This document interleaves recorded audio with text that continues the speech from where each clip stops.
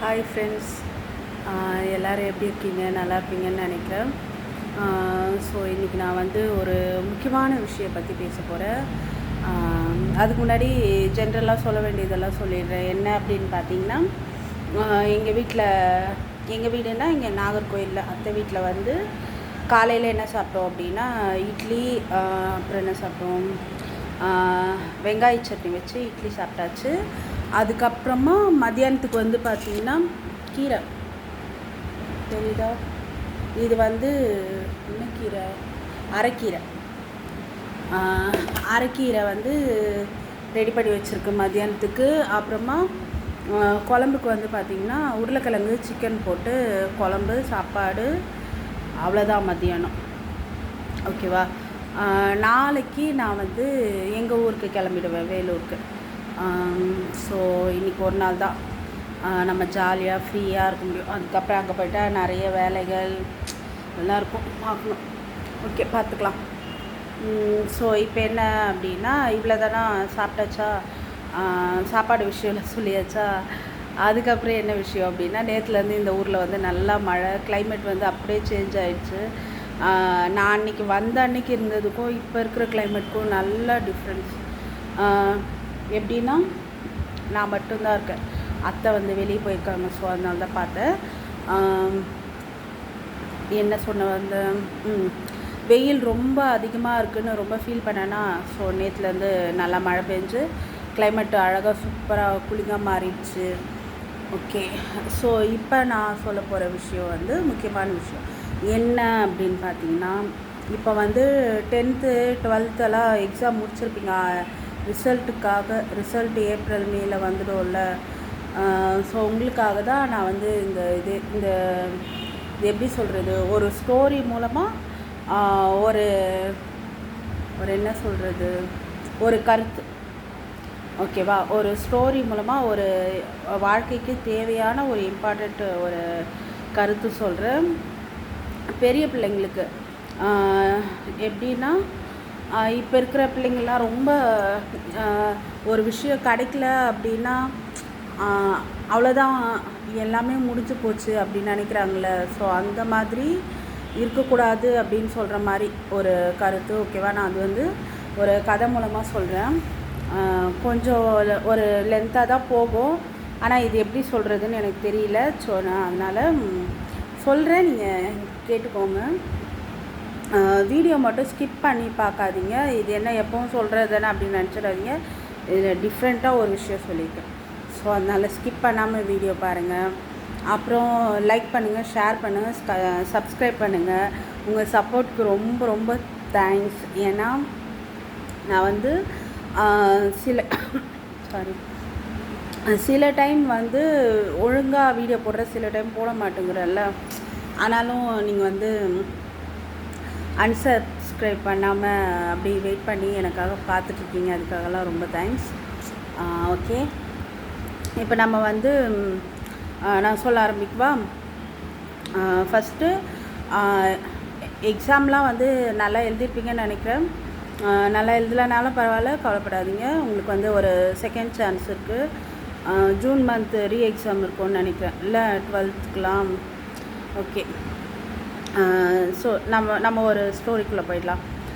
என்ன ஸ்டோரி அப்படின்னு பார்த்தீங்கன்னா, ஒரு காட்டில் வந்து மான்கள் வந்து கூட்டமாக மேய்ஞ்சிட்டு இருந்துச்சு, ஓகேவா. அப்போ நல்லா பசியோடு இருக்க ஒரு புலி வேகமாக வருது. புலி வந்து வேகமாக வந்து மானை வேட்டையாடுறதுக்காக வருது. அப்போ அந்த மான் கூட்டத்தில் எல்லாமே வந்து சதறி ஓட ஆரம்பிக்குது. அப்போ ஒரு மான் மட்டும் அதை டார்கெட் பண்ணி அது துரத்திட்டே போகுது. அப்போ அந்த மான் வந்து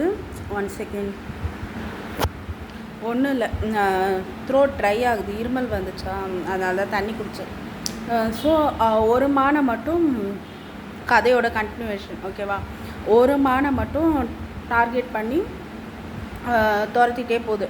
அப்போது அந்த புலி வந்து பசிக்காக துரத்துது, அந்த மான் வந்து அதோட லைஃப்காக ஓடுது, ஓகேவா.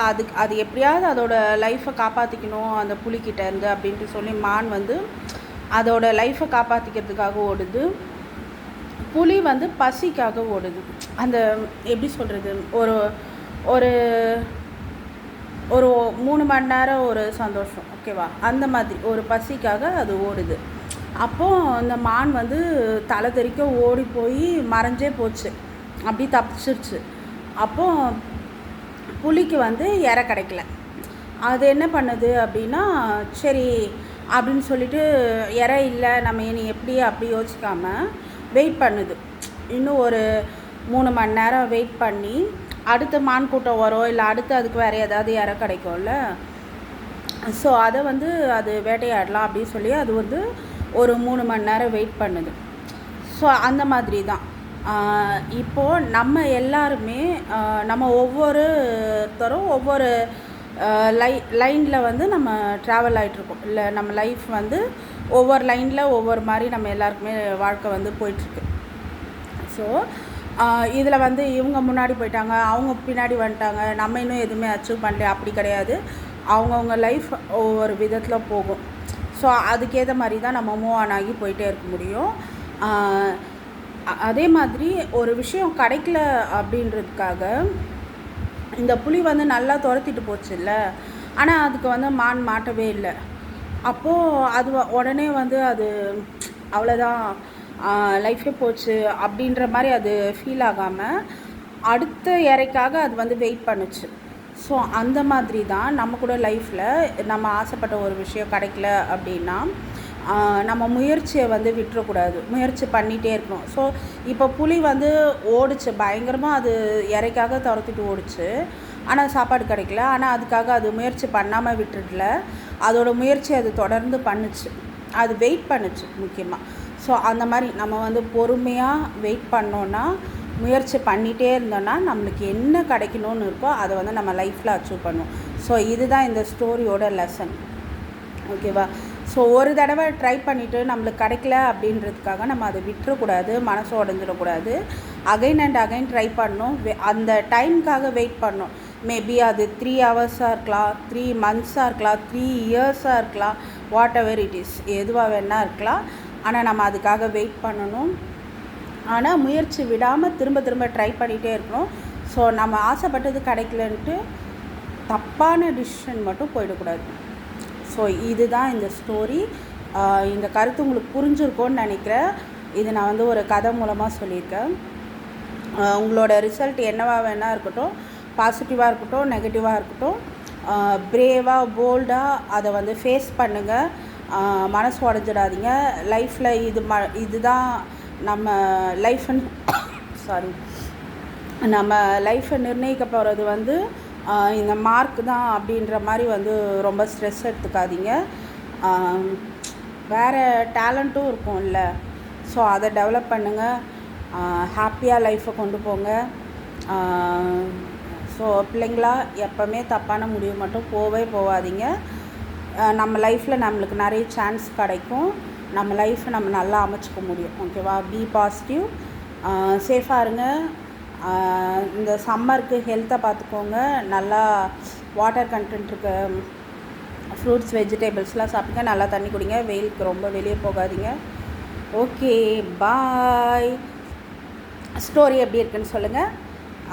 லைக் பண்ணுங்கள், ஷேர் பண்ணுங்கள், சப்ஸ்கிரைப் பண்ணுங்கள், கமெண்ட் பண்ணுங்கள். எனக்கு வந்து தொடர்ந்து பேசினா தொண்டை ட்ரை ஆகுது. ஸோ அதனால தான் கொஞ்சம் நடுவில் டிஸ்டர்பன்ஸ்.